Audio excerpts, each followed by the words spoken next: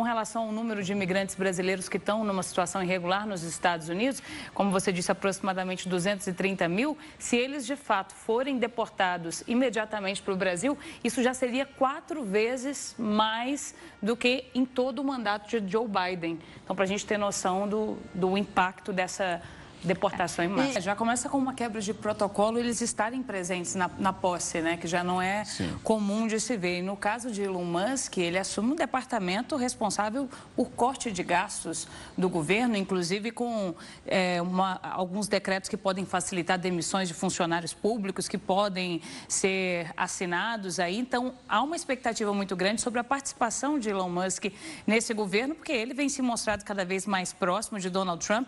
Teve uma participação muito intensa ao longo de toda a campanha e há uma discussão, inclusive, a respeito dessa participação tão intensa dele no governo por conta de conflitos de interesse. A professora trouxe a parte, sem dúvida, mais importante, que é a questão humanitária, que está por trás disso tudo. Mas tem uma série de outros impactos também, né, professor, com relação à economia, né, encarecimento de mão de obra, uma pressão inflacionária que pode acontecer também. Trazendo aqui para o Brasil, a gente pode, inclusive, o cenário econômico do Brasil pode piorar de alguma forma com essas primeiras medidas de Donald Trump e pensando nos imigrantes brasileiros que estão nos Estados Unidos numa situação de irregularidade. Qual que é o impacto disso também para o Brasil? Com certeza, Rafa, chama a atenção o quanto o assunto imigração tem sido a prioridade, né? Mais do que todos os outros, mais inclusive que é a questão econômica, que foi fundamental, por exemplo, para que Joe Biden não se reelegesse, né?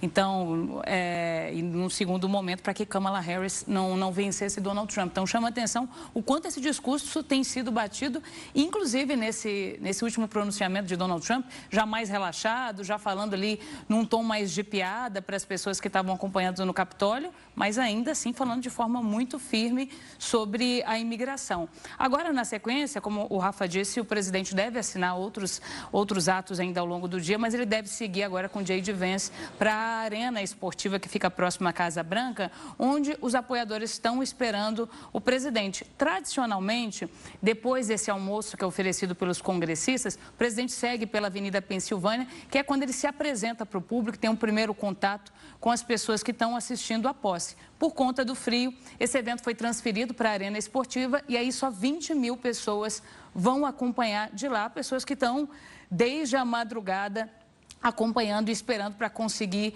um lugar ali para ouvir o presidente dos Estados Unidos falando para elas pela primeira vez. Inclusive, no momento em que ele fala isso, a gente vê Hillary Clinton dando uma gargalhada quando ele fala em mudar ali o nome do Golfo do México. Quando o Donald Trump faz essa série de bravatas, fala de anexar a Groenlândia, o que ele pretende com isso, professora? Porque quando a gente conversa com moradores, com americanos, há um consenso de que ele não pretende, de fato, anexar o Canadá, tomar a Groenlândia, por exemplo. Mas o que ele quer quando ele faz esse tipo de discurso? É promover uma retórica do medo? O que ele pretende com isso? Professora, no primeiro mandato de Donald Trump, a gente viu uma escolha de nomes mais republicanos.